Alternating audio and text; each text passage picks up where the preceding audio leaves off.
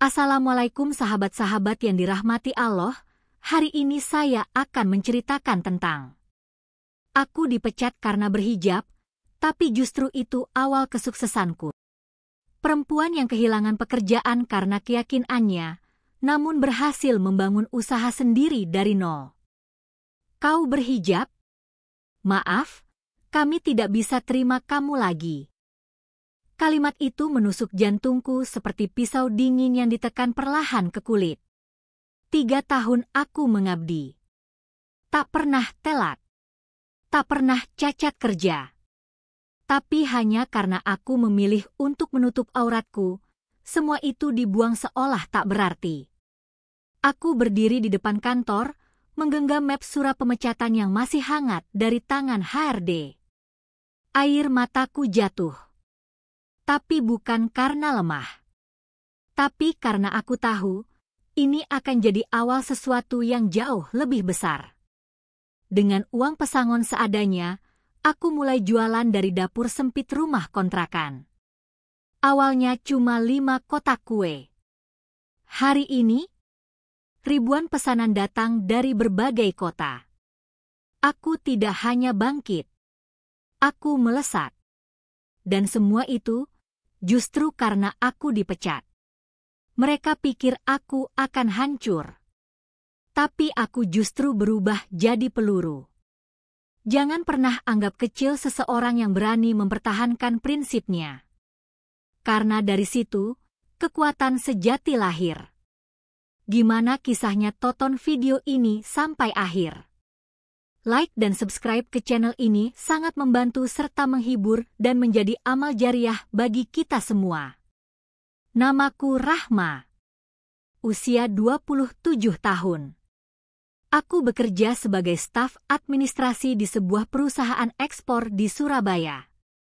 Pagi-pagi aku selalu datang paling awal.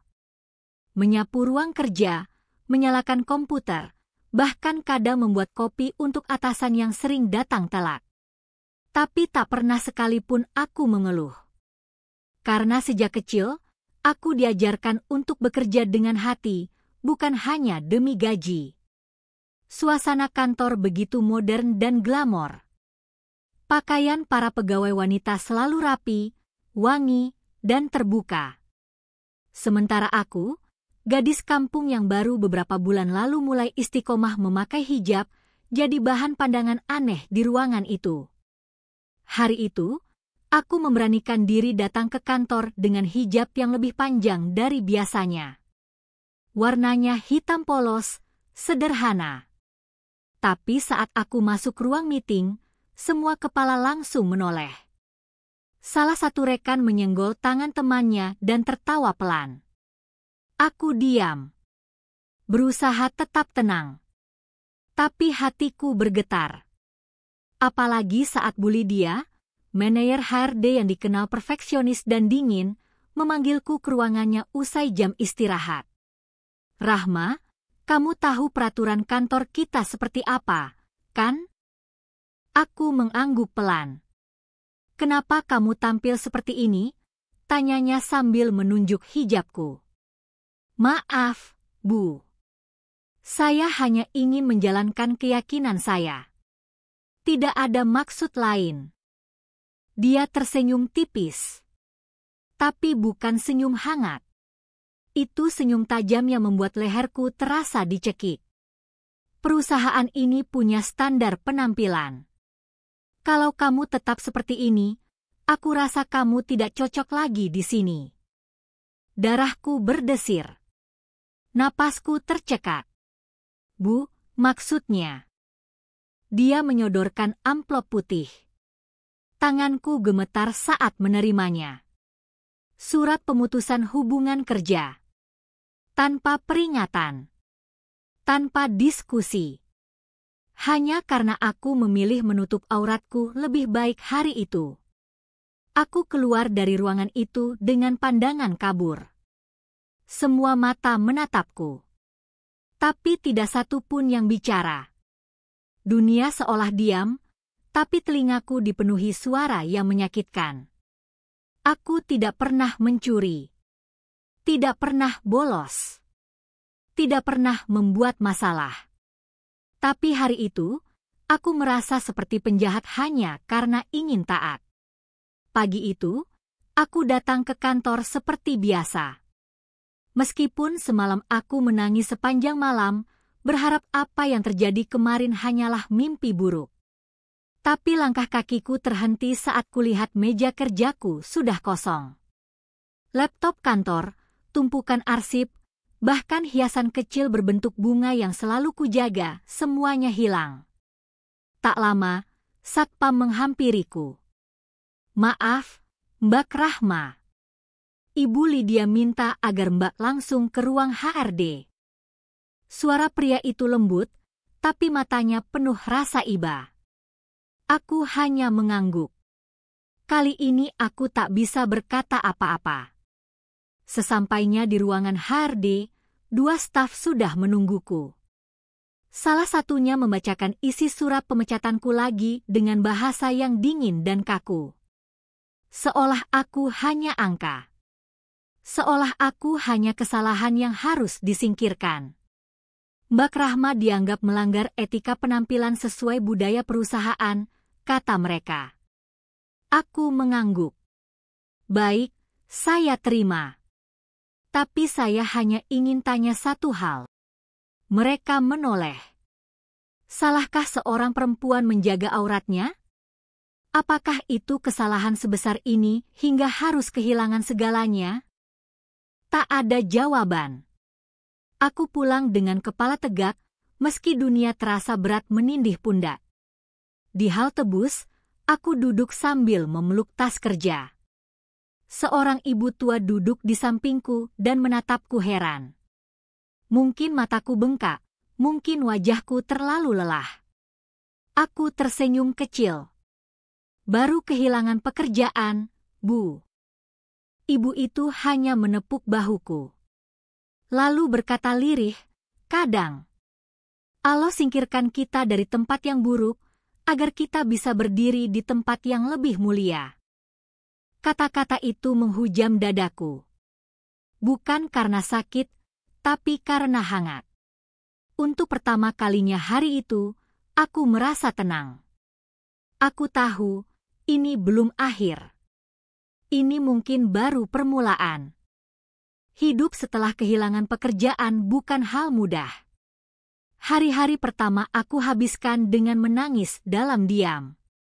Tapi aku sadar, aku tak bisa tenggelam terlalu lama. Aku masih harus makan. Aku masih harus hidup. Dengan sisa uang pesangon yang tak seberapa, aku membeli bahan-bahan sederhana. Tepung terigu, telur, mentega, dan 1 kotak keju parut. Aku ingat betul, itu hari Sabtu. Dapur kontrakan sempit yang biasanya sunyi, hari itu penuh aroma kue panggang. Aku membuat bolu kukus keju. Resep lama dari almarhumah ibuku. Kue pertama yang kupanggang, kubagikan ke tetangga kanan kiri. Bukan untuk dijual. Hanya untuk mencicip. Tapi siapa sangka, sore harinya, 2 orang tetangga datang lagi, memesan. Bukan 1, tapi 5 kotak. Jantungku berdebar. Apakah ini jalanku? Aku mulai membuat selebaran kecil. Aku desain sendiri lewat ponsel tua. Aku unggah ke media sosial. Tak banyak yang menyukai. Tapi 1-2 pesan masuk. Mereka ingin memesan. Hari demi hari, dapurku semakin ramai. Uap panas dari kukusan menjadi saksi awal perjuanganku. Tiap malam aku tidur di lantai beralaskan tikar, karena meja dapur sudah penuh loyang dan bahan-bahan. Tanganku luka karena panas. Punggungku pegal karena harus berdiri berjam-jam. Tapi tak sekalipun aku mengeluh. Karena untuk pertama kalinya dalam hidupku, aku membangun sesuatu dari tangan dan keyakinanku sendiri. Bukan demi atasan.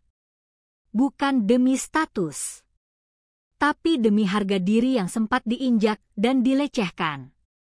Dan saat kurapikan kotak-kotak pesanan itu, aku melihat keluar jendela. Di langit, bulan purnama bersinar terang. Aku berbisik pelan, "Terima kasih, ya Allah."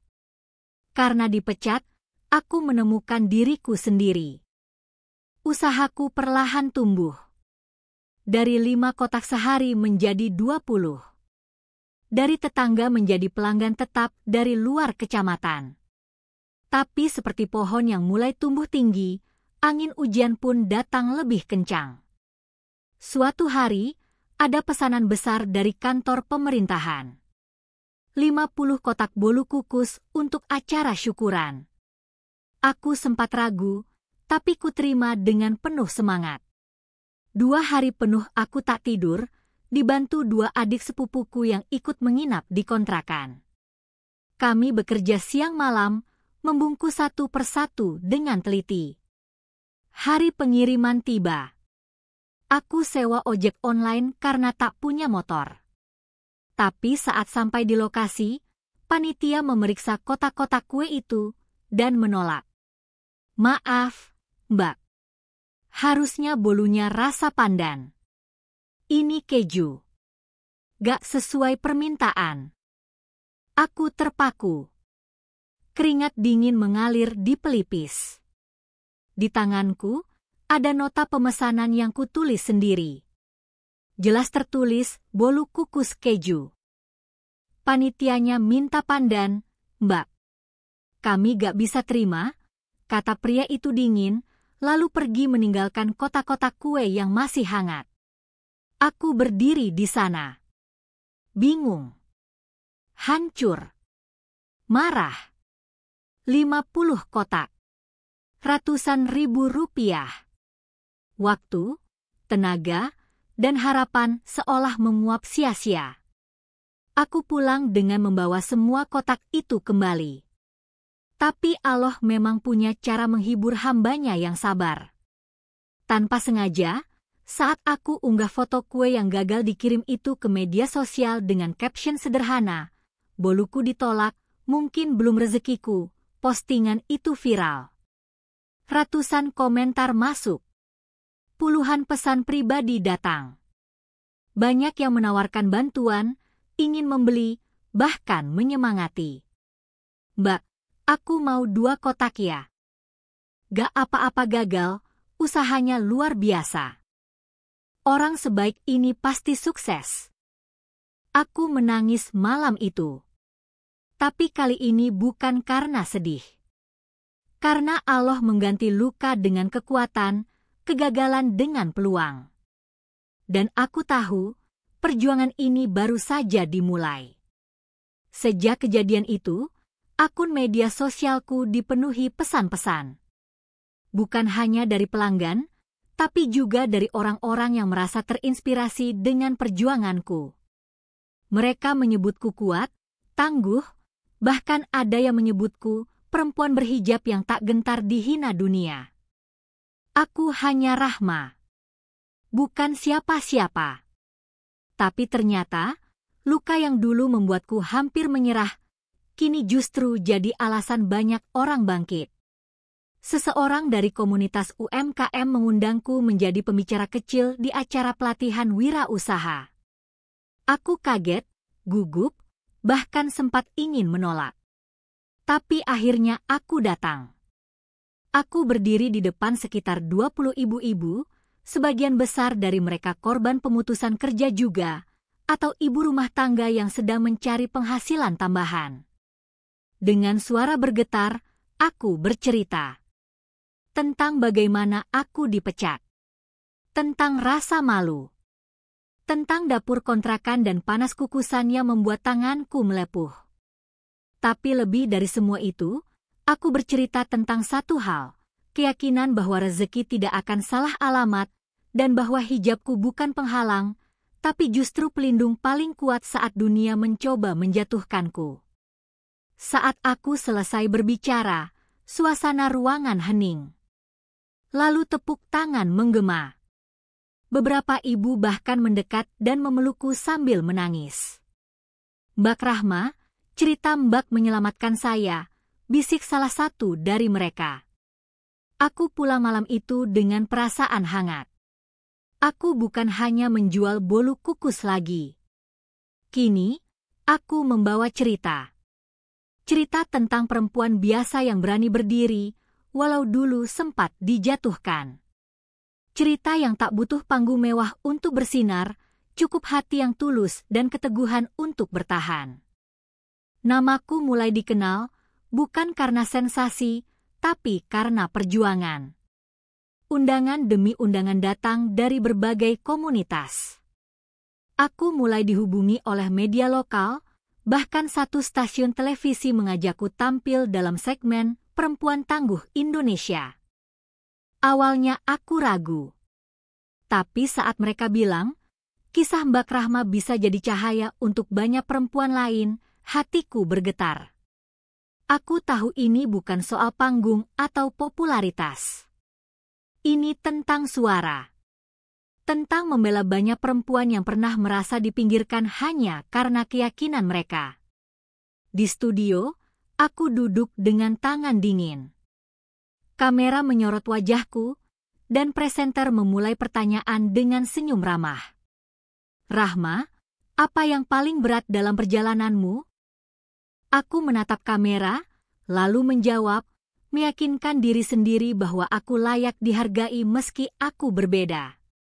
Bahwa hijabku bukan kelemahan.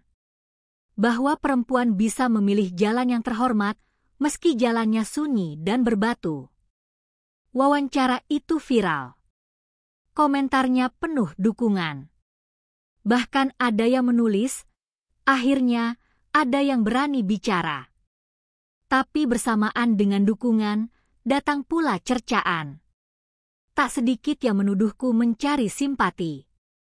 Ada yang bilang aku menjual kesedihan. Ada yang menyebutku terlalu dramatis. Tapi aku tahu, ini bagian dari ujian. Aku tak membalas. Aku hanya terus bekerja, terus membuat kue, dan terus bercerita pada mereka yang mau mendengar. Karena aku percaya, ketika niat tulus bertemu dengan usaha sungguh-sungguh, maka Allah akan melapangkan jalan, meski banyak yang ingin menghalangi. Dan dari dapur sempit yang dulu penuh air mata, kini aku bangun dapur produksi baru. Lebih luas. Lebih terang. Dengan tim kecil yang semuanya perempuan berhijab, yang juga pernah kehilangan pekerjaan hanya karena keyakinan mereka. Kami tidak menangisi masa lalu. Kami membakarnya jadi semangat. Karena kami tahu, Allah tak pernah tidur. Setelah beberapa tahun berlalu, bisnis kecilku kini berkembang pesat. Dari yang awalnya hanya bolu kukus, kini aku punya berbagai produk lain, roti, kue basah, hingga makanan ringan.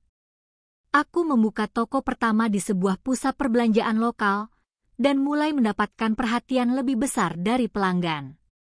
Tidak hanya itu, aku juga terlibat dalam berbagai pelatihan wirausaha untuk perempuan, berbagi pengalaman dengan mereka yang berada di posisi yang dulu aku rasakan, terpuruk dan terhina hanya karena sebuah pilihan hidup.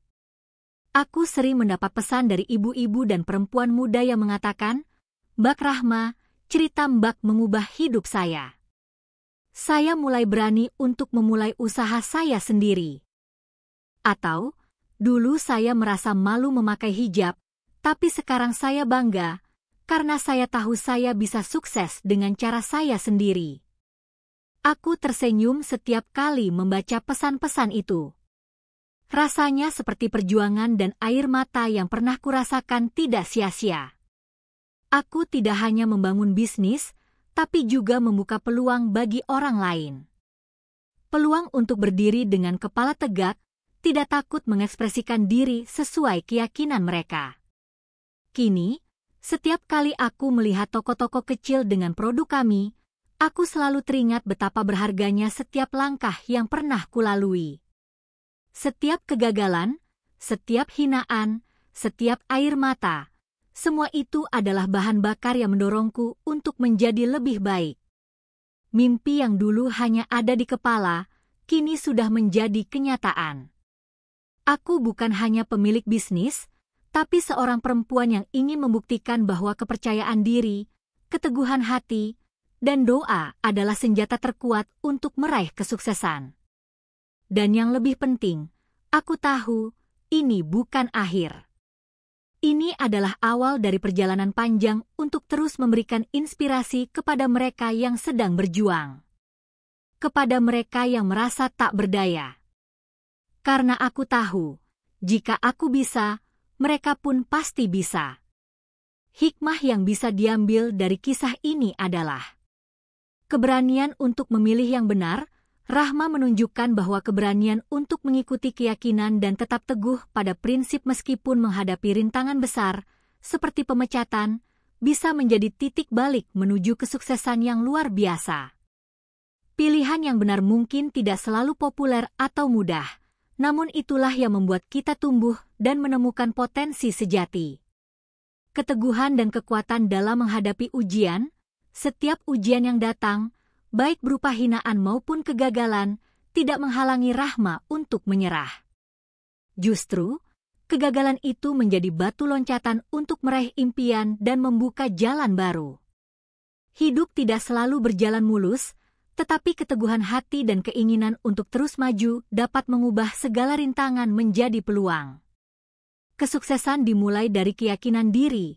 Ketika Rahma menerima diri dan keyakinannya dengan hijab, itu bukan hanya tentang penampilan luar, tetapi juga tentang mempercayai diri sendiri. Kepercayaan diri yang kuat adalah pondasi untuk meraih kesuksesan. Menerima diri apa adanya adalah langkah pertama untuk bisa berkembang. Pentingnya memberikan inspirasi kepada orang lain, kisah Rahma tidak hanya tentang bisnis atau materi, tetapi tentang memberi dampak positif bagi orang lain. Dengan berbagi pengalaman dan memberikan inspirasi, kita tidak hanya membantu diri kita sendiri tetapi juga mendorong orang lain untuk berani meraih mimpi mereka, meski dengan jalan yang penuh tantangan. Mengubah kegagalan menjadi kesempatan, setiap kegagalan, seperti penolakan pesanan atau penghinaan yang dialami Rahma, dapat disikapi dengan bijak dan diubah menjadi kesempatan.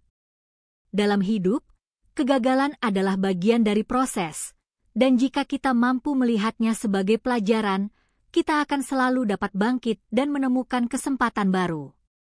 Hikmah utama dari kisah ini adalah bahwa dengan tekad, keteguhan hati, dan keyakinan pada diri sendiri, kita bisa mengubah tantangan menjadi peluang dan meraih kesuksesan yang lebih besar.